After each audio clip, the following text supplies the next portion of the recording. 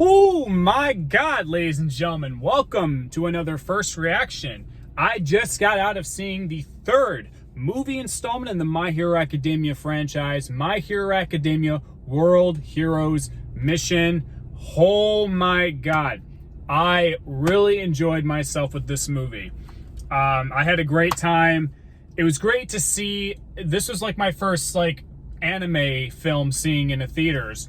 And it was great to see a whole bunch of dedicated fans. Everybody was respectful in the theater. The whole audience was just great. So I want to give a little round of applause to them. Now let's talk about the movie. I thoroughly enjoyed myself throughout the movie. I really only have one little complaint, is that the middle of this movie can get a little boring. I think this is the one movie where I sat in my seat kind of thinking to myself, okay, could we kind of pick it up here? I mean, I get it. Character development, I totally get that. But besides that, everything was great. This film was a lot darker than I thought it was going to be. Not entirely dark, but it has some dark elements to it from what were experienced in the opening of the movie and later towards the end. Like, there's a lot of blood in this movie. This movie is very bloody. I did not expect it. I mean, I get it. For My Hero Academia, like, you see some crazy stuff all the time, but this is a lot bloodier movie than I thought. Some noteworthy mentions that I have to say without getting into spoilers.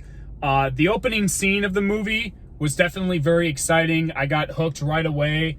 I will say, though, if you're, I guess this is a minor spoiler, but not in terms of like huge story details. If you're expecting to see Deku, Bakugo, and Todoroki in these new outfits throughout the entire movie, unfortunately not. They're only in these outfits in the opening scene of the movie. I can't tell if that's a car that just went off or is that a thing of thunder. Sheesh. I'm gonna guess that's thunder. What the heck is that? Oh, it's motorcycles. I'm sorry. Got some motorcycles going up. Jeez, I thought that was thunder. Okay, back to the movie. Really strong opening scene. I love the new characters, especially there's so many emotions. I have to, Rhodey, the new character known as Rhodey, was really great. I loved his motorcycle. Shut up. Motorcyclist. I love the new character. I'm keeping that in the video. I think the new character of Rhodey was great. The villain, definitely a very powerful villain. You definitely understand his motivations throughout the movie. He definitely wasn't that type of villain where you think that, oh, he's just going to go down with one fell. So I know he actually put up a fight, and the final fight between, I mean, this is in the trailer, so it's not a spoiler, but the final fight between the villain and Deku was totally great. That climax, oh my God. That was just insane. A lot of great music too. They only played probably like one or two things from like the anime because they really kind of stuck to something different for the movie. But for the most part, the music was really good. I think the animation, it definitely had a little bit of a buff, but I think it went down a little bit. I could be wrong. If like you're a fan and you saw the movie, let me know in the comments below. Part of it feels like some of the movie had a little bit of an animation downgrade throughout parts of it. But then again, though, my only complaint with the movie was that right in the middle, it kind of feels, it gets a little boring. You kind of want things to start picking up. But definitely when the movie picks up, it picks up with amazing action sequences. I think these actions, in terms of the My Hero movies, these are some really great looking action scenes. And I think probably our three main heroes really get their time to shine.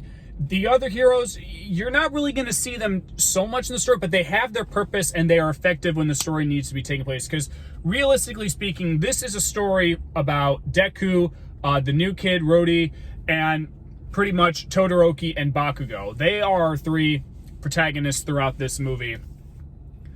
But even then, when the other heroes come on screen, you definitely appreciate them. It was great to see. It's been a while. I mean, the last time I watched anything My Hero was the end of the 5th season, because I watched the movies way beforehand. But I had a really great time with this. Besides the middle being just a little bit slow, I can't fault it too much, because when the movie picks up, it picks up really good. And that third act was very exhilarating, exciting, and awesome. And I'm just gonna say right now, I think these movies are canon, especially with one little scene that they played towards the end. They kind of reference something from another movie. So I think it's canon. You know, you can debate me all you want. You know, that's what fans do. But even then, with that little negative, I can't fault it because when things pick up, it picks up really good. So I'm going to give My Hero Academia World Zero Mission a solid A. Not an A+, not A-, a solid A. If the movie didn't really kind of died down a little bit in the middle, it would have received that A+, but I can't deny that I was a little bit bored. But still, the movie kicks way too much ass. It has some great character moments, and it's a great story all the same. I can't wait to see this again when it comes out on Blu-ray. If I didn't have such a busy scheduling with work and family, I probably would have gone tomorrow to see it again, but I can't. So this will definitely be picked up on Blu-ray. And another thing, you're probably wondering what this is.